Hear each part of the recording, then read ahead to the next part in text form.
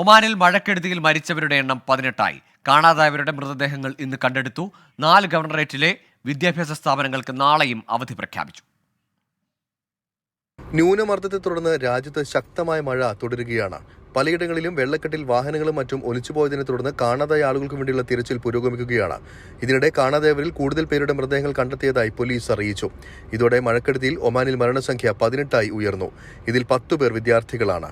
ഇന്നലെ ഒരു മലയാളിയുടേതുൾപ്പെടെ മരണം സ്ഥിരീകരിച്ചിരുന്നു. പത്തനംതിട്ട അടൂർ കടമ്പനാട് സ്വദേശി സുനിൽകുമാറാണ് മരിച്ച മലയാളി. ഇന്നലെ രാത്രി വൈകിയും നിരവധി പേരെയാണ് രാജ്യത്തിന്റെ വിവിധ ഗവർണറേറ്റുകളിൽ നിന്നായി പോലീസ്, ഏവിയേഷൻ വിഭാഗവും സിവിൽ ഡിഫൻസും രക്ഷപ്പെടുത്തിയത്. റോയൽ ഒമാൻ പോലീസിന്റെയും സിവിൽ ഡിഫൻസ് ആൻഡ് ആംബുലൻസ് അതോറിറ്റിയുടെ നേതൃത്വത്തിൽ സ്ഥിതിഗതികൾ നിരീക്ഷിച്ചുകൊണ്ടിരിക്കുകയാണെന്ന് അധികൃതർ വ്യക്തമാക്കി. കനത്ത മഴയുടെ പശ്ചാത്തലത്തിൽ ദോഫാർ, അൽവുസ്ത ഗവർണറേറ്റുകൾ ഒഴികെ രാജ്യത്തെ എല്ലാ സർക്കാർ, സ്വകാര്യ സ്കൂളുകളിലെയും ക്ലാസുകൾക്ക് നാളെയും അവധി പ്രഖ്യാപിച്ചിട്ടുണ്ടെന്ന് വിദ്യാഭ്യാസ മന്ത്രാലയം അറിയിച്ചു. രാജ്യത്ത് ബുധനാഴ്ച വരെ കാറ്റിനും മഴയ്ക്കും സാധ്യതയുണ്ടെന്നാണ് കാലാവസ്ഥാ നിരീക്ഷണ കേന്ദ്രം അറിയിക്കുന്നത്. 24 ദുബായ്.